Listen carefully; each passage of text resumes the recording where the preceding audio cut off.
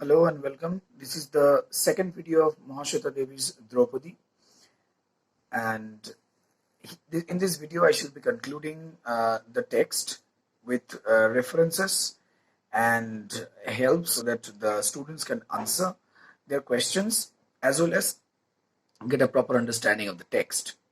So without wasting further time, let's get into the text. First, about the setting. The setting is Bakrajhar, Chera Khan. Chera Khan, there is a place called Chera Khan. In there, Bakrajhar is a place where Draupadi resides.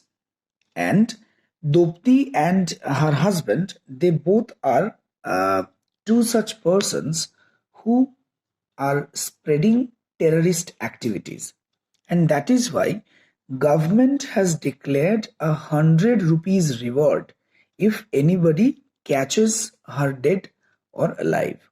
So now Draupadi is a most wanted criminal. Okay?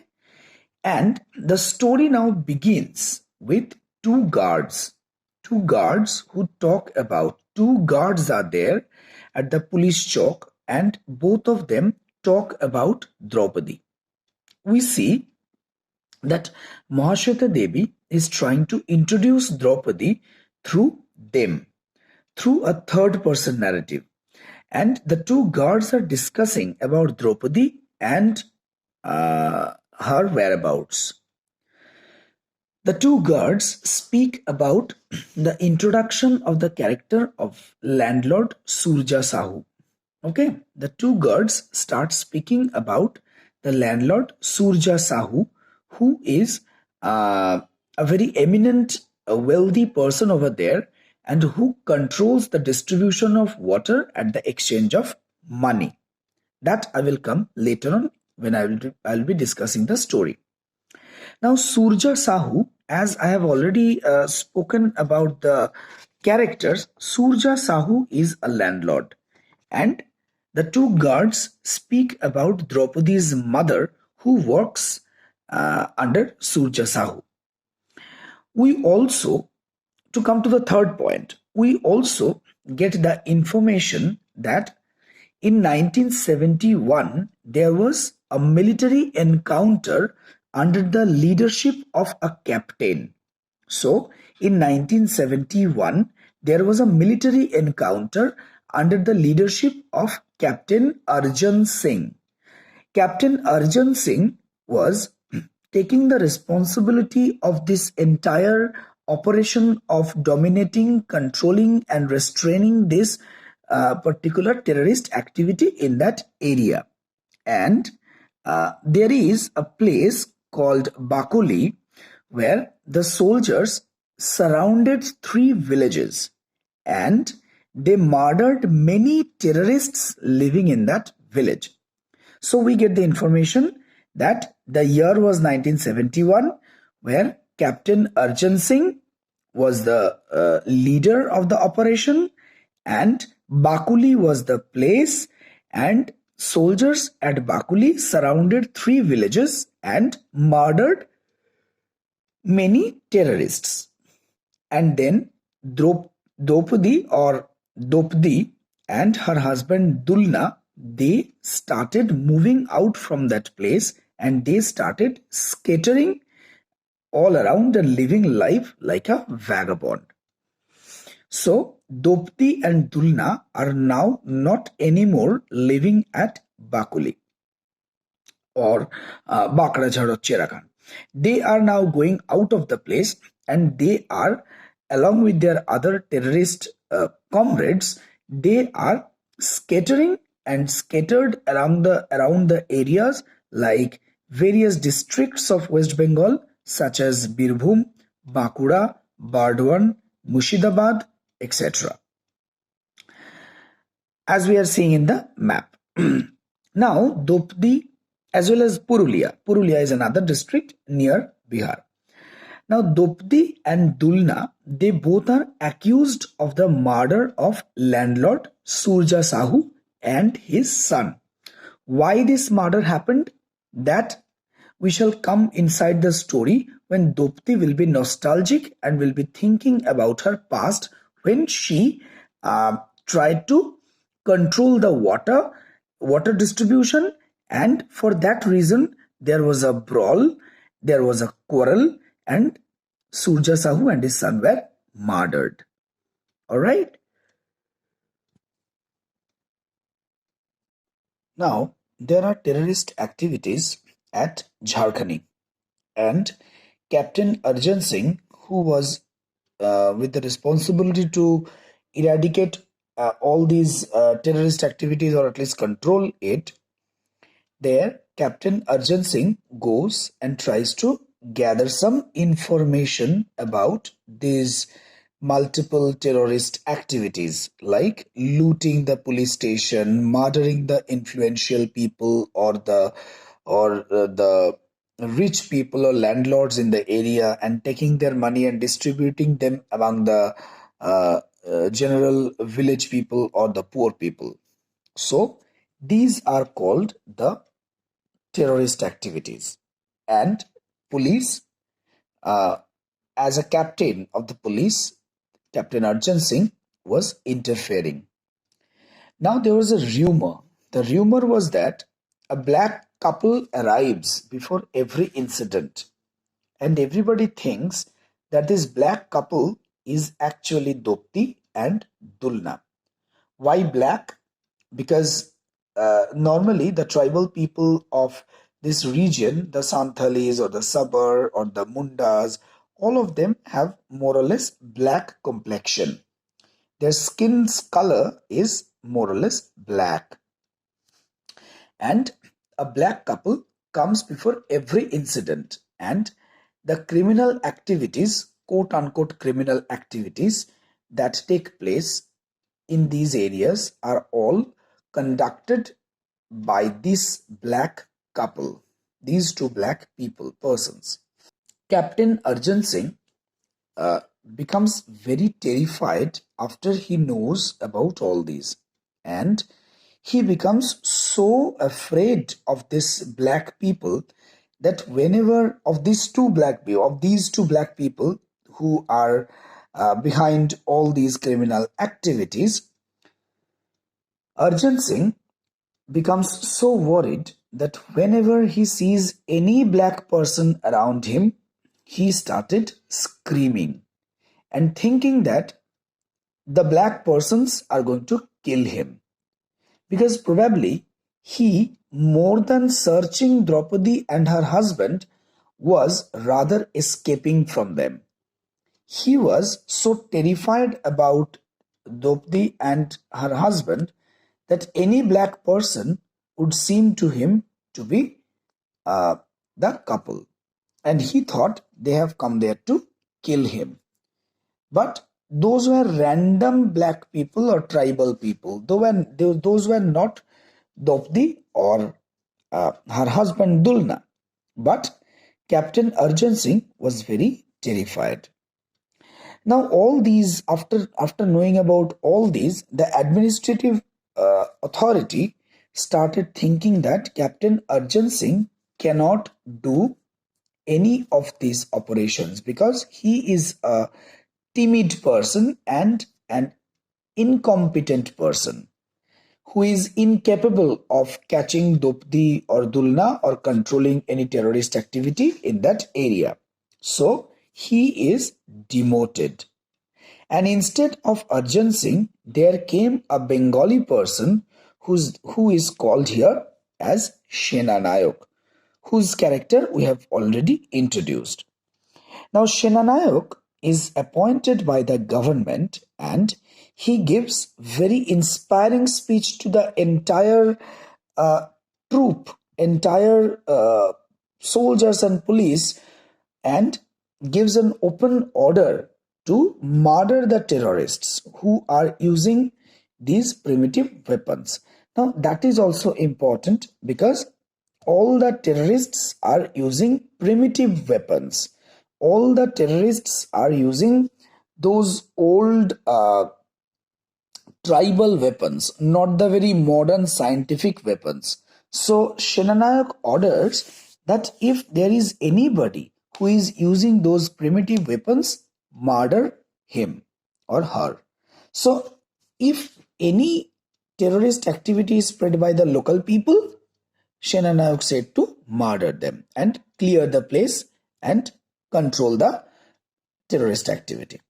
But Senanayak knew that it is actually impossible to kill them, and the spirit of this revolutionary tribal people, or at least their leaders, Draupadi and Dulna, by simply bullets. So Senanayak understood that bullets are not going to kill their spirit. He has to be quite strong and quite methodical in breaking the backbone of this movement. So he had alternative plans. Now, to come to the next part of the story, the Senanayak gets information about a next attack by the terrorists, and also gets to know that after all these terrorist activities, they used to go back to Jharkhandi forest.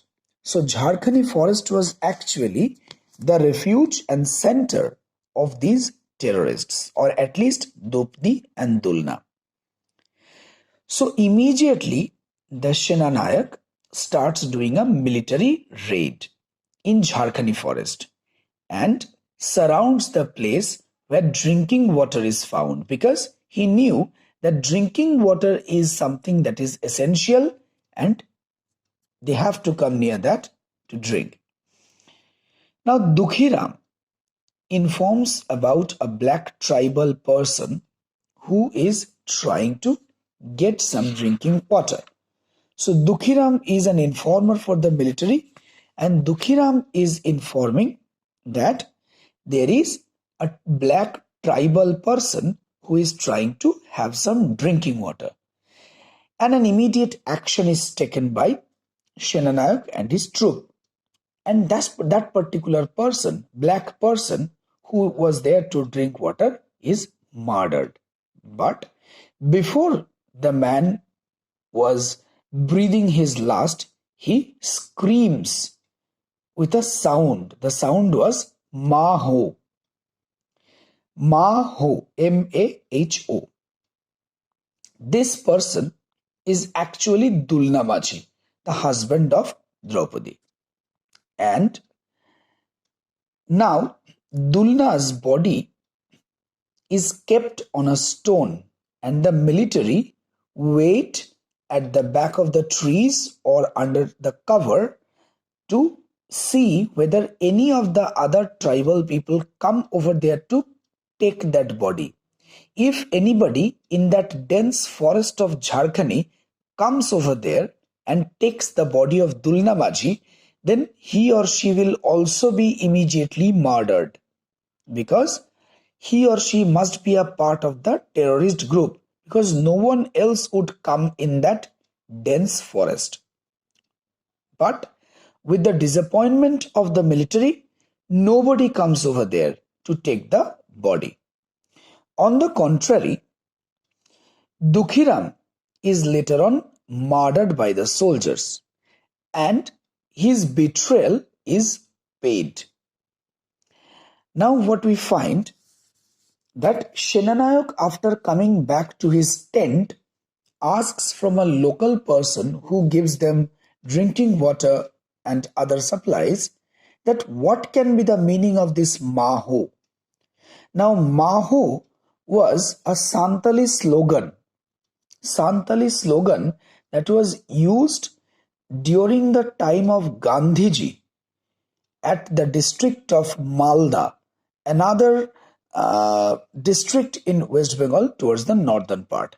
So Maho is a Santali language that was a slogan used by the Santalis of Malda district in West Bengal during the revolutionary time of Mahatma Gandhi. On the other hand, Draupadi was hiding with Mushai Tudu. Mushai Tudu is a young tribal person who lives with his wife, and the reward on Draupadi has now increased to 200 rupees. And Draupadi is now living there under the disguise of, with the pseudonym of Upi Mejen. So nobody except Mushai and his wife knows about her real name. She is now called Upi Mejen. Mushai's wife says Draupadi to go away, but Draupadi says that even if she is caught, not a single name is going to come out. Even if she is caught, she is going to shut her mouth, and up to her last breath, she will not reveal about their movement or the members of the team. But later on, Draupadi comes out of Mushai's home, and Draupadi starts going out from there towards the main forest. But she hears that somebody from the back calls her name Draupadi. Since she knew that except Mushai and his wife, no one else knew her original name or her disguised identity. So this is the moment when Draupadi was called Draupadi from somebody, and of course that was somebody from the Shenanayak's team. When Draupadi was called from the back, Draupadi's story goes nostalgic. And as I said, that I will be telling about the murder of the Zamindar, and his son, Zamindar called Surja Sahu, and his son. That story now comes. Now Draupadi starts becoming nostalgic and thinks that why she had killed Surja Sahu. Okay, here we find almost half the story being completed. All right, we now get to know about the reason of the murder of Surja Sahu. And there was a shortage of water in that area, and people were facing water crisis. This is the reason why there was a problem among the local people, and they wanted drinking water. And Surja Sahu made 2 tube wells and 3 wells inside his home, and people therefore had to come to his place to get some water, since there was no such facility of tube wells or wells in the area. And Surja Sahu had taken this opportunity, and taking the opportunity of people's water crisis, he started taking money, and instead of money, in exchange of money, he used to give them water. But the untouchables, the Sudras, the lower class of people, and the tribal people did not have any scope to take water from Surja Sahu's house, because they were the untouchables. They were the lower class of people. And here we find an example of racism in the in the then time. And we recall Mulkraj Anand's Untouchable. We can also give a cross reference when we will be writing an answer or something like that. We get Mulkraj Anand's Untouchable and the problem of caste, race, and untouchability. So if we have to write an answer, we can give a cross reference to the text of Mulkraj Anand's Untouchable. And that also highlights the problem of caste, untouchability, race, and even in the matter of water, Surja Sahu made this discrimination. And for this, Surja Sahu was killed by Dulnamaji and Draupadi. Since then, they were marked to be wanted criminals and murderers. Now that was the nostalgic part. Draupadi was thinking about her past when she was called by her original name. Now we suddenly come back to the present moment, and Draupadi, after hearing her original name Draupadi, she understood that police or military people are around. So she deliberately, willingly did not take the path of the forest and started going to the opposite direction so that the military cannot track her to her original den and her other companions. However, after some time, she is arrested and imprisoned. Now, the story takes a new turn, and this new turn makes this Dopti not only a revolutionary character but also a feminist character with a difference. Dopti, from this time onwards, is not seen as a rebel for the tribal liberation or the context of Naxalite movement in West Bengal, but she is from now found out to be a great revolutionary character who uses her own body as the greatest of weapons. Let us come to that part of the story. In that night, when Draupadi was captured and imprisoned, the news went to Mr. Shenanayak, and Shenanayak told other police officers to make her ready for a confession. Now, these words, make her, these two words, make her, was a true irony, because in that night Draupadi was 1,000 times raped and molested by all the guards, the police officers, the other officials over there who were trying to guard and keep Draupadi inside the prison. She was not even given food and water, and she was incessantly raped, and her body was literally bleeding. Her lips were bleeding. Even her sexual organ was so severely tortured that blood was oozing out. But in the morning, she was to be taken to the Senanayak. And since that was the time when Senanayak, being the head of the entire operation, was to confront Draupadi and find some answers that he was seeking about the terrorist movement. So all the other officers were in responsibility to present Draupadi as well guarded, well protected, and well maintained all through the night. Now, the Senanayak ordered to make her tell everything, but the police officers had taken full opportunity of Draupadi's body, and being a female, being a sole female in that prison, she was the victim of their lust. And she was used for satisfying their sexual pleasure. So the next morning, when Draupadi was given clothes to wear and water to bathe, Draupadi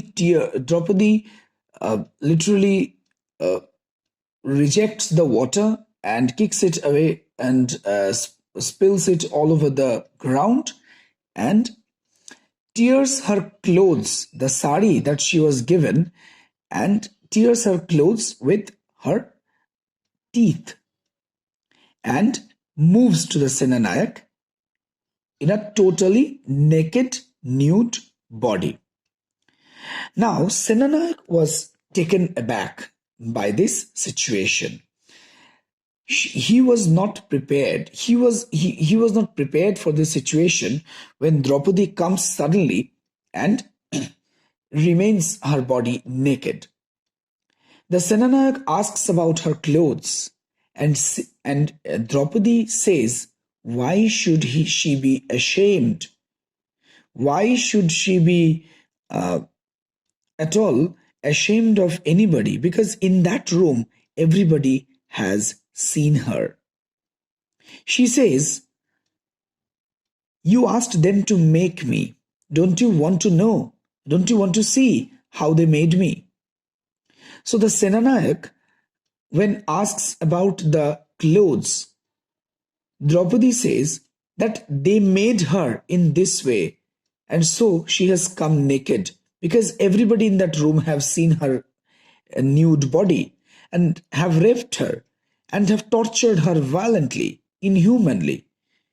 Then suddenly, why this entire pretension of clothing her and presenting her before Senanayak as well maintained all through the night?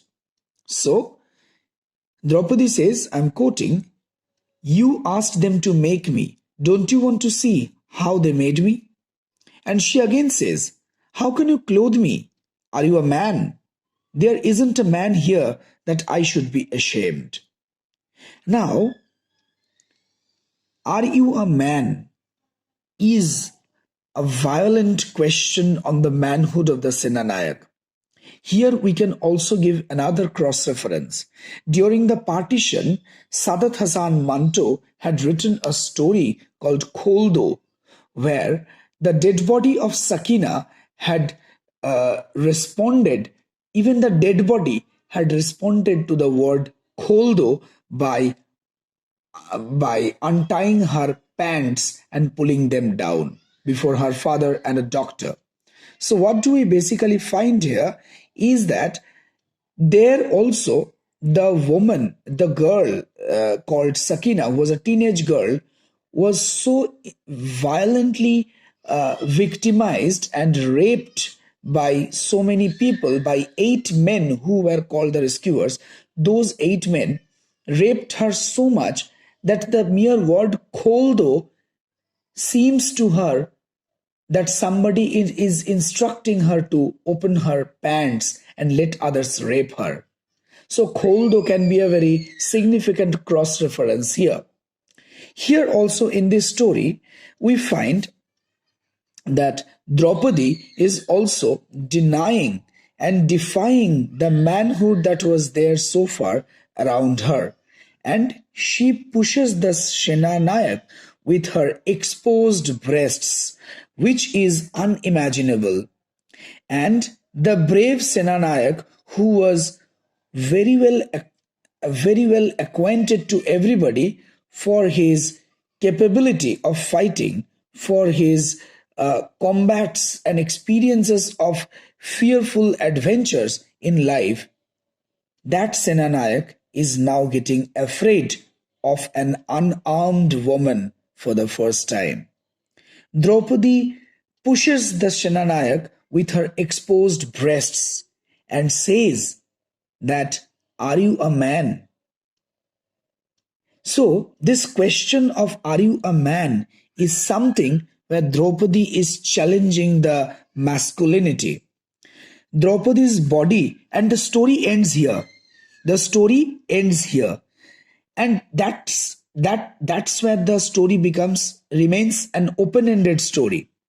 And Draupadi's body becomes her greatest weapon, and she proves that molestation cannot break her determination.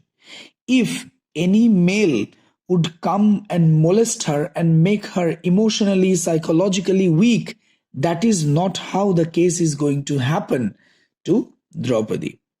Draupadi, on the one hand, proves that her bleeding lips or her bleeding sexual organ, or the blood all over her pubic hairs, that doesn't doesn't only make her broken, submitted, or subjugated to the masculinity that was so toxic, the toxic masculinity that was shown to her all through the night.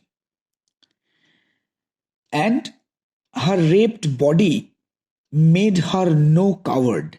And she also asserts that raping a woman is not to make a woman submitted.